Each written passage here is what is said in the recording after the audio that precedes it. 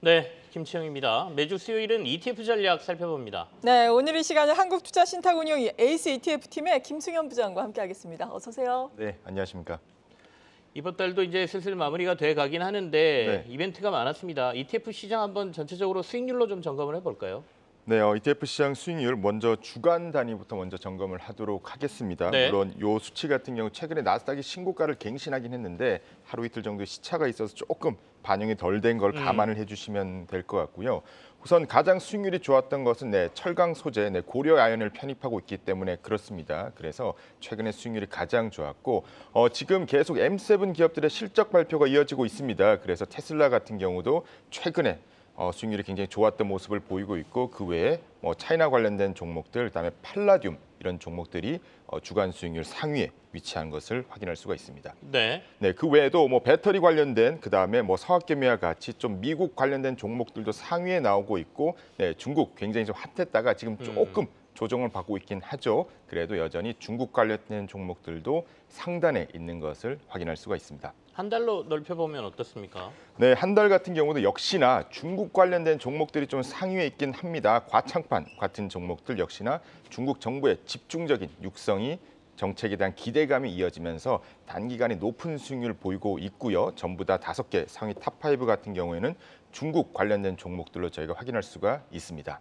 네, 이렇게 수익률 상위 ETF들에서 확인을 해봤는데 개인 투자자들은 어떤 ETF에 관심이 최근에는 많았다고 포착이 되고 있습니다. 개인 투자자분들 같은 경우 역시나 미국 시장에 대한 성과가 굉장히 좋았죠. 그래서 S&P 500과 같이 미국에 투자하는 종목들에 대한 개인 투자자분들의 매수가 이어졌고 미국 배당 다우존스와 같이 배당 성장형 찬바람이 조금씩 불고 있습니다. 네, 그래서 역시나 배당 관련된 종목들도 상위에 있는데 저희가 재밌게 봐야 되는 것은 바로 네 번째 있는 금 현물 관련된 ETF입니다. 최근에 금값이 정말 금값이 돼버렸죠. 네. 그래서 많은 분들이 관심이 이어지고 있는데 금에 대한 개인 투자자분들의 매수가 여전히 이어지고 있다는 것이 최근 ETF 시장 매수의 특징 중에 하나다 이렇게 말씀드릴 수가 있습니다. ETF 시장의 가장 지금 최근 이슈라고 하면 네. 조만간 이제 코리아 밸류업 지수를 추종하는 ETF 상장된다는 거잖아요. 네, 맞습니다. 지수를 조금 조정한다는 얘기가 있는데 상품은 그대로 출시가 되나 봅니다. 네, 맞습니다. 현재 11월 4일 지금 총 12개 운용사가 코리아 밸류업 관련된 ETF를 출시할 예정입니다. 그래서 굉장히 큰 이슈가 될 것으로 보고 있는데 우선 한국거래소 발표에 따르면 11월 4일에 ETF 상장되는 것은 확정이고요. 그다음에 향후에 지수에 대한 리밸런싱 같은 경우 빠르면은 11월 또는 연내 내에도 한번 리밸런싱이 있을 것으로 예상을 하고 있습니다. 그때 또 벤치마크가 바뀌게 되면 ETF 내 관련된 종목들이 좀 바뀔 것으로 보고 있는데요. 11월 4일 날 상장이 되면은 역시나 이 코리아 밸류업 선물 또한 함께 상장될 것으로 예상이 되고 있습니다. 선물 시장이 상장되면 역시나 현물 시장 같은 경우도 거래량이 활발해질 수 있고 LP의 호가도 원활하게 나올 수가 있기 때문에 밸류업 관련된 ETF에 대한 관심도 저희가 좀 가져야 될 것이라고 생각하고 있습니다. 투자를 할 만할 걸로 보십니까? 어떠세요? 시장에서는 밸류업 지수에 포함된 종목들에 대해서 조금 실망하는 게 있었지 않습니까? 네네. 밸류업 같은 경우 당장은 이렇게 많은 분들의 의견이 있긴 합니다만은 그래도 이 밸류업이라는 게 저희가 하루 이틀만 보고 가는 그런 이슈는 아니죠. 중장기적으로 코리아 디스카운트를 해소하는 그런 굉장히 좋은 역할을 할 것으로 보고 있기 때문에 우선은 관심을 가지고 대신에 중장기적으로는 큰 관심을 가져야 될 것으로 저희가 보고 있습니다. 네, 앞으로 코리아 디스카운트가 부디 해소가 되기를 바라보겠습니다. 그리고 지난주, 이번 주에 빅테크 기업들의 미국에서의 실적 발표가 연이어 이어지고 있습니다. 간밤에도 알파벳이 시간의 거래에서 좋은 실적 발표를 하면서 비교적 큰 폭으로 오름세를 보였는데 테슬라 밸류체인과 관련된 ETF도 수익률이 상당히 좋았잖아요. 관련해서 좀 살펴보도록 할까요? 네, 우선 이 나스닥 같은 경우 올해 8월에 좀 조정을 많이 받았습니다. 그때 많은 분들이 우려를 하셨죠. AI가 끝난 게 아닌가 아니면 나스닥 관련된 종목들에 대한 중장기적 투자를 해야 되는가에 대한 그런 많은 의문점을 보이셨는데 말씀 주신 것처럼 테슬라, 그다음에 구글 이러한 종목들의 실적 발표가 이어지면서 중장기적으로 역시 나스닥 또는 M7에 대한 투자는 여전히 유효하다 이렇게 말씀드릴 수가 있을 것 같습니다.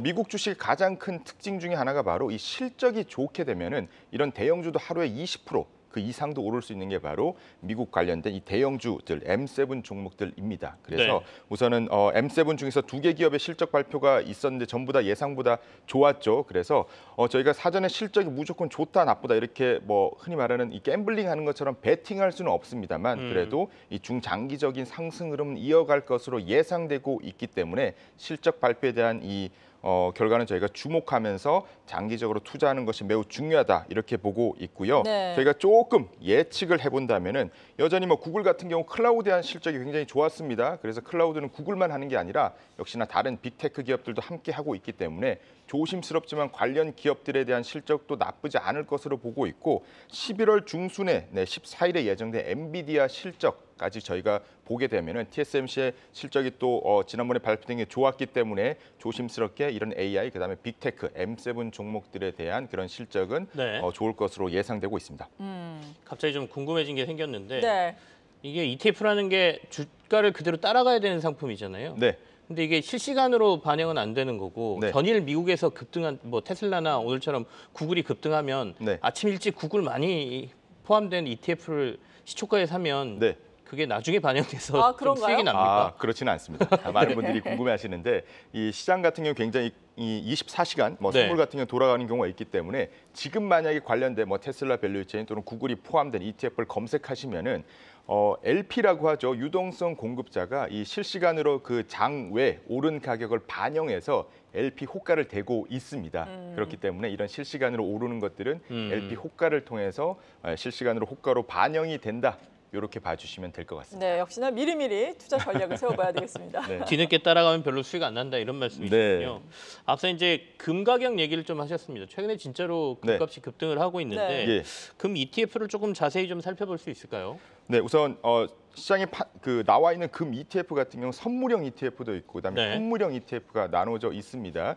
금 선물 같은 경우에는 여러 ETF가 있긴 합니다만 현물 ETF는 하나밖에 없죠. 왜 현물 ETF가 중요하냐 하면은 퇴직연금 계좌 요즘 뭐 운용들 많이 하십니다. ETF로. 네. 퇴직연금에는 이 선물형 ETF가 투자가 불가능합니다. 그래서 유일하게 현물로 상장된 에이스, KLX 금연물 ETF 요거 하나만 투자를 할 수 있기 때문에 퇴직연금 계좌, 특히나 연금 계좌에서는 해당 ETF를 주목을 해주시면은 좋을 것 같습니다. 그다음에 저희가 금 전망에 대해서 좀 네. 많은 분들이 좀 우려가 있으십니다. 가장 네. 많은 질문 중에 하나가 더 오를 거냐라는 얘기인데요. 그렇죠. 물론 많이 올랐으니까. 맞습니다. 물론 최근 같은 경우 금 가격이 많이 오른 것은 사실입니다만 저희가 금을 투자할 때 원자재처럼 이렇게 단계 베팅해서 투자하시는 분들은 많지가 않습니다. 대신에 금이 가지고 있는 장점들, 금리 인하에 대해서 수익을 더 반영할 수 있고 그다음에 네. 위기 때 훨씬 더 저희가 안전자산으로서 역할도 할 수 있기 때문에 자산에서 반드시 금을 편입하는 것을 저희가 제안드리고 있고 역시나 가장 중요한 게 바로 금리가 빠지게 되면은 금리 인하 사이클에는 금 가격이 오르는 그런 경우가 역사적으로 단 한 번의 예외도 없었습니다. 금리 같은 경우는 단계 움직임이 있을 수 있습니다만 최근에 금리 흐름 자체가 하락하는 그런 하락턴에 진입을 했기 때문에 저희가 금에 대한 관심도 가지고 있어야 될 것으로 보고 있고 그래도 많은 분들이 조심하시는 게 떨어지면 어떡하냐인데 금 같은 경우는 이 하방에 대한 안전판이 최근에 어느 정도 마련되어 있다라고 제가 말씀을 드릴 수가 있을 것 같습니다. 그 이유는 시중은행들이 금을 여전히 굉장히 매수를 많이 하고 있고요. 최근에는 미국 국채 대신에 금을 더 매입하는 그런 중앙은행도 늘어나고 있고 그다음에 뭐 인도라든지 아니면 중국 같은 경우도 여전히 금에 대한 이 실수요가 굉장히 높습니다. 그렇기 때문에 중앙은행의 금 매수 추이 그다음에 실질적인 금 수요 이런 것들을 반영하게 되면은 금에 대해서는 어느 정도 이 하락에 대한 하락판을 마련되어 있다라고 저희가 볼 수 있을 것 같습니다.